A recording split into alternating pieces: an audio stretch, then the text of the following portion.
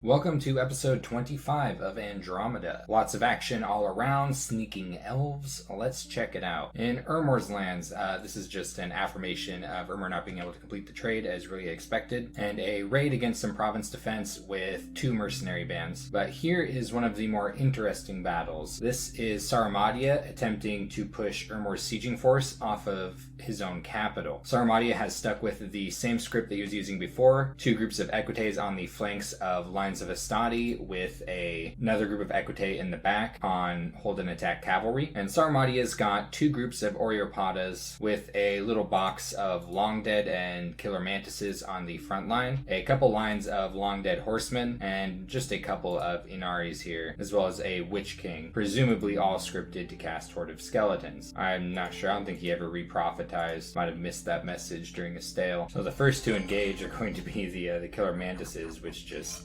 splat like bugs on a windshield. And then most of the equite get caught up in the undead and the Oreopata on the flanks, but some do get around to start harassing Sarmadia's commanders. Now, the raised skeletons and raised undead here are successfully holding off these equite from getting to his mages. However, the equite are starting to break through his Oreopatas and undead on the front line and get back into his mage line. Now, on this side, Sarmadia's Oreopatas actually do manage to clean up most of the equite over here. But then what? Their Witch King gets killed, and they rout. So honestly, kind of expected. Sarmadia did at least get away with killing a couple turns of recruitment of Ermor's equites, so it does weaken him just a little bit. And then immediately after, Ermor stormed Sarmadia's capital. Sarmadia does not have a whole lot left here. Some spirit guides, his wizards, which unfortunately don't have fire gems. I think small fire elementals might have been able to do some damage to the equite, though I'm not sure how much. He's got an N2 mage back here. Doesn't have any priests to bless his Oreopatas. And some archers on the walls, as per his fortress defense. Little soothsayer up there looking out, peeking over the battlements. So the equite instantly move in through the broken wall. Just, I mean, I don't know what else to say other than this is just a complete annihilation of Sarmadia's remaining forces. They're casting a bit of spells, doing a little bit of damage to his equites, but very quickly all he has left are some archers that are trapped up on the walls. They've got nowhere to go. These ones are even trying to run away, but where are they going to run to? Right into the wall of shields, and they're getting smited off the wall to zap. And Ermor has captured Sarmadia's capital, only losing 3 equites in the process. So pretty good. We'll talk about this in a second. 308 income. A fortress that's already built up. 2 recruitment points, even gives him some nature mages. Pretty good gem income here. Nature gem, 3 death gems, water gem, and 2 blood slaves a turn. And still does have the swamps of Pythia here, so if he wanted to, he could snag some Hydra hatchlings. And otherwise, he's cleaning up the last of what Sarmadia has, and responding to this. I'll talk about this in a second. It's funny. And this is actually kind of interesting. He's forming up a decent-sized army here on Lish. He's got some units moving into Pantocrator's bounty. He might be thinking about war with Helheim soon, which is funny because Helheim's already definitely thinking about war with Ermor. His events of note are he got a couple piles of gold. He's got some good prospectors running around, some earth gems, and Dominion in the pond. People are partying now. We have this battle here. Alright, so Ermor has his prophet here, another archbishop, and this is just 1 province defense. And Russ is attacking this province with a scout. I'm not sure why. I mean, I guess Ermor did kind of throw Russ to the dogs last turn in his message. Maybe he was meaning to sneak the scout off and accidentally attack the province. I don't understand. But what I understand less is I'm not even going to comment on this battle as it's happening. I'm not going to commentate. I'm just going to show it to you, and you can form your own mental commentary. Post it in the comments too, because I would like to see it.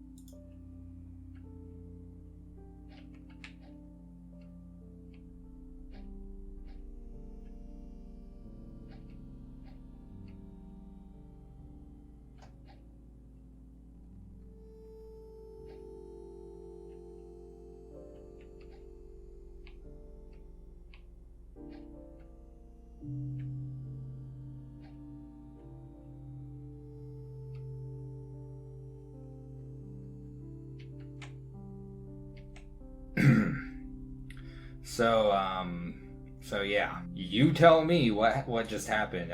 You're the expert. I'm just a guy. You tell me what just happened here. He didn't lose anything in the retreat. Fortunately, he could have lost his profit to this. I mean, I'm just gonna look away. I didn't see anything. I don't know what happened, and I didn't see none. And Sarmadia has received a message from Roya. Roya is offering refuge, which is kind of funny, but you know, not only would Sarmadia need a shambler skin armor for that, but you'd also need the willpower. We know about these battles. Even in the midst of all of this danger, his bureaucracy is still able to pass laws. But yeah, this is Sarmadia right now. No commanders, no gold, a few Oreopadas, nothing to bless them. It's over. I'll do some commentary on Sarmadia, just kind of like things that I think Sarmadia maybe could have done differently. Though a lot of this was, you know, it was luck with some of his expansion. He had some really bad luck. But I'll do a little bit of commentary once his flag is gone, probably next turn. So yeah, Rip, offer your condolences if you have any. Sarmadia is the first to go down. Now, Calum is currently at war with Russ, and there's a lot going on here. Russ did cast Call of the Winds a couple of times, if you've never seen it before. This is what it does. A Great Hawk comes along with a bunch of Black Hawks, really big birds. They come down with actually a fairly accurate dive attack, which does a decent amount of damage, but then they just have their talons. They don't do a whole lot of damage past that. And the Great Hawk itself actually isn't awful. It also has a dive attack and then has 2 attacks on top of it that are actually decent. They don't do the most damage, but they're a little bit above average in accuracy. And this is just a very small amount of PD, which is generally what the spell is good for when it comes to raiding purposes. Though it is very expensive to that end, costing 10 air gems. But it worked this time. Russ only lost 5 of his Blackhawks, and he now owns those units, so he can do what he pleases with. He also casts a spell here in Pastena to the same effect, only losing a single Blackhawk. So Calum is losing some of his provinces to rituals, but Calum has birds of his own, and they are very effective, even against fairly large amounts of PD. This is actually pretty nice, having only this amount of Spirehorn warriors, taking on 15 province defense, taking out all of these lizards here at Forest of Eden. We might as well watch one of these raids, and this one I guess is I don't know, it's a little more interesting because Russ does have a few units here, his bear warriors, so we'll see how they do when birds land on them, if they're able to inflict any damage. And yeah, they can chop through them pretty well, but once they get surrounded, it's over. And oh, look at that. So actually in this version of the battle, Calum lost, so it actually goes to show you that those bears in this instance were decent force multipliers on the province defense. But in the original battle, Calum did manage to pull through while taking a decent amount of losses. It looks like in the original battle there was some friendly fire from Russ's province defense on his bear warriors. Or also possibly, I guess, the deer tribe warriors, but for their javelins, I imagine it was the bear warriors that got hit in the back of the head. And this battle here is just Russ moving against a very small amount of Calum's province defense. So just counter raiding is what that is. And Bogus and his D&D party broke into Calum's dungeons and got themselves some cute girls that Calum was hoarding. And Calum also got another hero, actually a very good one. Not too powerful in the way of, like, say, magic or anything like that. Just an H2 priest with Atu, kind of cool, some decent abilities, storm power. The main thing here is that it flies and has 120 leadership. Excellent leader. His Eagle Kings only lead 80, as does his Sastars, so this is the best leader that he has. Now, Calum's got some stuff to respond to. Now that these birds are here, he's presuming that Russ is going to move them to attack other provinces, you know, so he's moving little counter-raiding parties out into some of his provinces. Got one moving here, almost every single one. Oh, it was just Tumbo chilling, doing some site searching. But almost all of his provinces have some form of counter-raiding measure against this. And he's recapturing Fungwood here. And just like that, Russ has almost nothing. Look at this. There's this little stripe of provinces right here, a couple that are broken off from his income. He's got one over here. Jesus. So from an economic standpoint, this war is looking really, really good for Calum. Now, can he defeat these armies? That's the big question. This is what he needs. He needs a lot of area seraphs. But at least at the moment, he only has one for producing area seraphs. His capital is recruiting Eagle Kings, which is good. He's got this throne province here recruiting Adepts of the Iron Order. Also good. What he needs is a lab on this fortress right here. Oh. Hey, look at that. It's exactly what he's doing. All right, so yeah, this is good. He really needs more area serifs because that's what's going to give him the firepower to deal with bullshit like this. This is a decent spot for his army to chill, as there's at least a lab here so these mages aren't sitting around with their thumbs up their wee little arses doing nothing. And now all Calum, really has to do is just hold on, continue to raid Russ's peripheral provinces until his economic advantage is so severe that he can take these 3 provinces even with Russ's powerful sacreds on them. At the same time, can he do it? Russ has Mother Oak. He has an alternative source of income, a very strong one for his nation. Russ will be spamming bears almost every single turn. Only the future will tell. And Helheim, he's climbing up the alteration tree. I'm presuming he will be using thugs. Well, he'll almost certainly be using thugs in a war that he's very obviously planning right now. 2 magic sites here in Vertland. Well of Pestilence makes the province kind of obnoxious to use, but does give him death gems, and actually increases ritual range by 2 provinces on death rituals. I'm not much of a death wizard. I'm not sure what would be good to use that for, if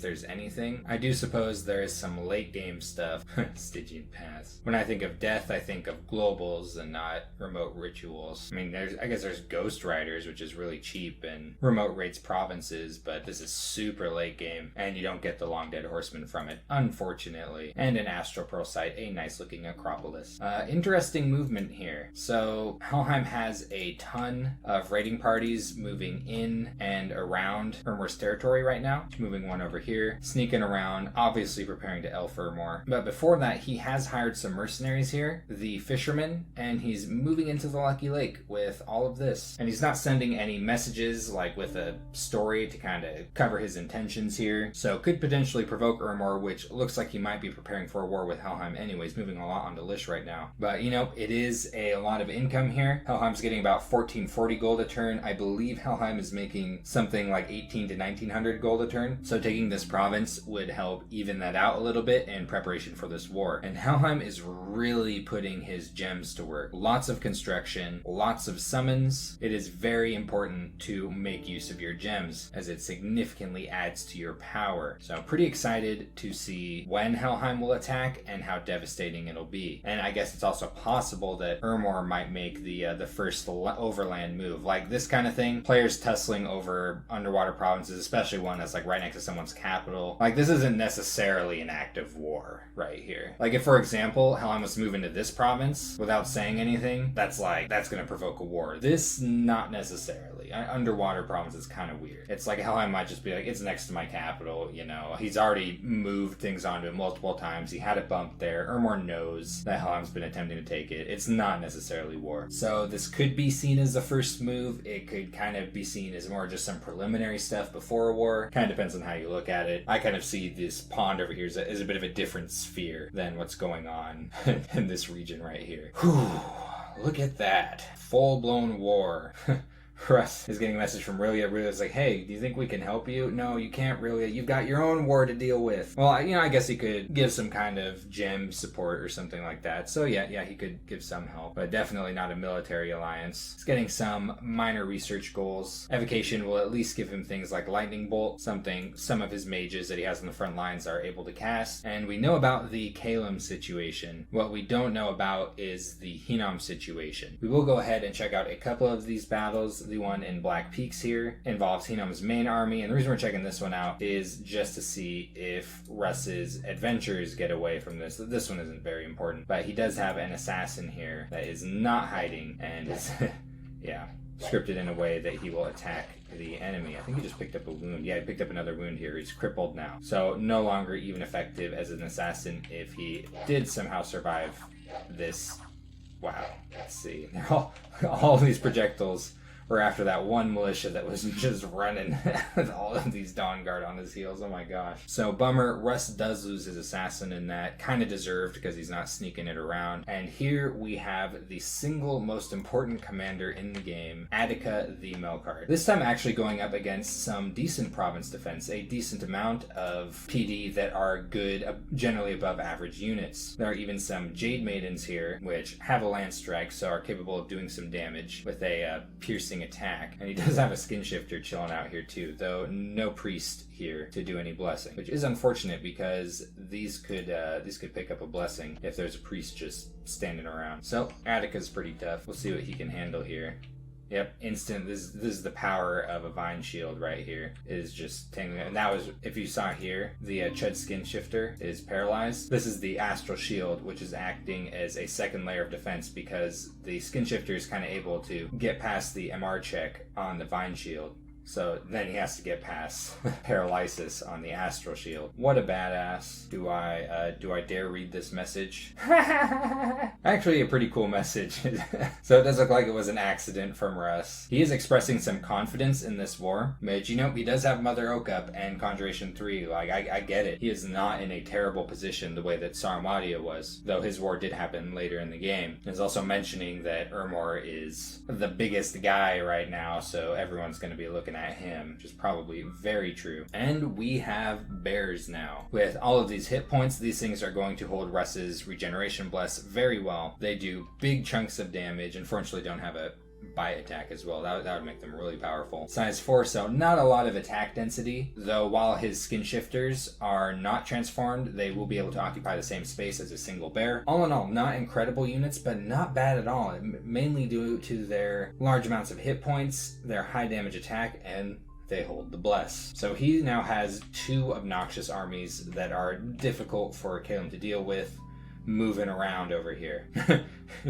He's pillaging. This isn't the greatest province to pillage, but death scales and stuff. I don't think Henom really cares about this province, but still funny. And he's moving his Blackhawks to continue raiding with them, and he's also casting it more. Now that you've cast this twice, like the surprise factor is gone, and Calum is spreading out his units. Let's see, where is he casting it at? Okay, so this might actually work right here if Calum doesn't move anything here, which he probably wouldn't, because Calum has not been dropping a lot of PD in the front line here. He's just been dropping like 1 or 2 PD, so that might be just fine. And 43 as well. So that might work. I do wonder if he's being a little bit wasteful with these birds. I don't use this spell very much. Usually when I do, it's to spring up some siege chaff, like where I need it. But after getting like a successful raid like this, I almost wouldn't want to continue risking them, especially, after my opponent's seen it and might be pushing up some PD a little bit. I want to hold on to them just for, like sieging and maybe eventually getting better buffs on them later on in the game. I just don't know about spending all of these air gems on this. He spent 40 air gems over a couple of turns on this spell, which like he could just take like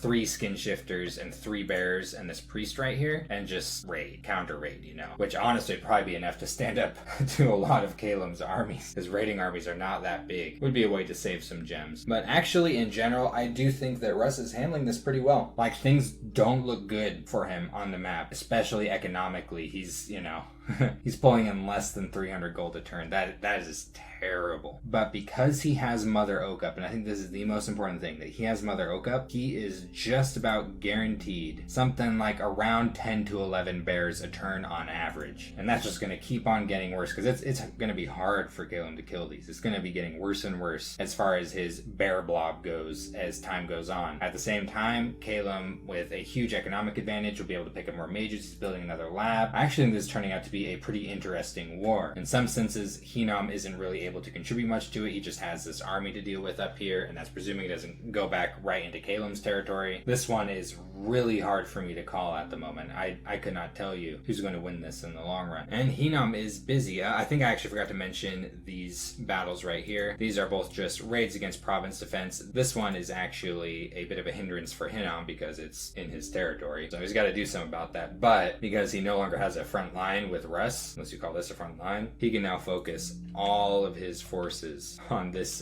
little army right here. He did get a successful casting of Dark Knowledge this turn, finding a Graveyard of the Damned, really good death site. And on top of that, in the same province, found a free laboratory along with some gems and an enchanted pipe. I think this thing, people will use this to make repel-based thugs. I've messed around with it a little bit. I'm not very good at it. It's the side of thugging that deals with like little numbers and statistics sticks and things, and I'm terrible with that kind of stuff. I would actually love some info in the comments section if someone knows how to make good use of these and what exactly is going on with that, what the deal is. He's keeping up on the blood hunting, which actually I would say for the 3 blood hunters with dowsing rods could be going better. I think this would be a pretty good blood hunting province. Same with Andorra. He could spread it out a little bit, but this is where he has the patrolling going on to control the unrest. A trader vessel has arrived from distant ports. All right, what are the distant ports? This is not a big pot. Is it Helheim? Oh well, the important thing is got some gold. Maybe, maybe there's a little, maybe Helheim is like Byzantium here. Maybe he's got a little channel. Swampy Byzantium. Attica is finally getting some recognition for all of the incredible benevolent things that he does. Enormous strength, even bigger muscles than he already has. He's gonna start hitting things like a freaking meteorite. And thus far, like, this all went really, really well for Helheim. Like, this was great. He got a ton of land down here and barely had to do anything. He never had to fight one of Russ's main armies. Only Calum's having to deal with that, and like, he may not even have to fight this depending on how this goes. Russ very well may turn this around into Calum's territory. So I think in a actually bit of a stealthy way, I think people in general are more so noticing the war that Ermor has been waging, and the fact that, he has Sarmadia's capital, things like that. Helheim, income-wise, is doing just about as good as Ermor is. Very similar, and he got quite a bit bigger in this war. He's sitting on 25 provinces right now, not counting the old giant woods. So he's big. He controls almost 20% of the map. In some senses, what he's effectively done is vulture Sarmadia. That's not what he did. He went to war with Russ, but that's kind of like the effect here, because he barely had to fight anything of Russ's, is he essentially got all of Sarmadia's northern territory for free, and a little bit of Russ's. Not that he didn't have to work for it, he obviously had to put his armies together, do some strategic thinking, but I would actually say in many ways, Helheim came out better from this war than Ermor did, with much less effort, which is good. That is a symbol of good strategy, good diplomacy, things like that. And Helheim isn't focusing on retaliating against Helheim. Helheim is looking right into Ermor's territory. Will be very interesting to see what Helheim does with his power, especially if this war starts up over here, if he takes a side. And Atlantis did stale last turn, but he's still receiving water gems from Calum. Calum's kind of watching what's going on in the water, throwing some logs on the fire, keeping the fight going, giving Atlantis more water gems, which Atlantis is returning with some earth gems. Relia is being very polite about this war, saying that if Atlantis is distracted somewhere, that he can postpone their large battle, but Atlantis isn't responding to that. And though it's just a raid against province defense, we haven't seen a whole lot of action underwater, so we might as well, see how these do against, okay. They just get mine burned into nothing. And now Atlantis is moving out his main army, pretty much all of his forces. Lots of mages scripted to instantly start spamming water elementals from the very first turn. Big wall of deep ones on the front, with the wall of water elemental spammers behind them. Some boxes of living pillars and warriors of the deep, and a line of coral guard. So it definitely looks like he'll be able to field more water elementals than Rilia will be able to. He does have some superior units, and he has a lot of units up front to distract the mine burn and mine blasting and stuff like that. So this is looking like a pretty good composition for him. Would be really bad if Rilia moved into this province this next turn, which we will find out if he is doing. No, he is not. He is moving back to consolidate his forces on this fortress that he's already sieging. He'll have some more Lobo Guard coming with another Abadai, and he's moving more along. Honestly, at this point, I think he should be pretty much committing everything he has instead of researching with these. A couple of mages like these could actually be the difference in a war, so especially because he doesn't have a whole lot of mages that can cast water elementals, and water elementals are a huge deal in underwater battles like this. The difference with their scripting of water elementals is Rilia is opting to summon water power first, which is going to make his water elemental spamming more efficient. I'm not familiar enough with underwater warfare to know how the curve with that works, or if it works with different battles, because they're both using level 3 and level 4 water mages. So if someone who does a lot of underwater battles knows what's better to do, I guess in different situations, I'd be interested in hearing how that curve works out, because in this you're not getting water elemental on first turn, but your water elemental spammers aren't going to fatigue out as quickly, and they may be able to get more water elementals overall in a faster faster period of time, while the other guys who don't have water power, are going to be waking up and casting another one. I'm a little bit curious. If I was scripting, I would be personally tempted to summon water power first myself, which is usually what I do when I do have underwater fights. Now, I did get one successful casting of Voice of Tiamat, found a rock crab colony, been a couple of those around, and he is not stopping with the slave princes. So we might be a couple turns away from the decisive battle here. It's looking like with the nature of kind of how these two players have been, I think this is going to be a pretty fast war. I'm imagining one player is going to lose their main army with some mages and then have little capability of stopping the other player from moving in. We just have to wait and see who that will be. So that's been turn 26 of Andromeda. Some interesting stuff coming up, particularly I think with the impending war with Helheim and Ermor. We will see how it progresses in the next episode.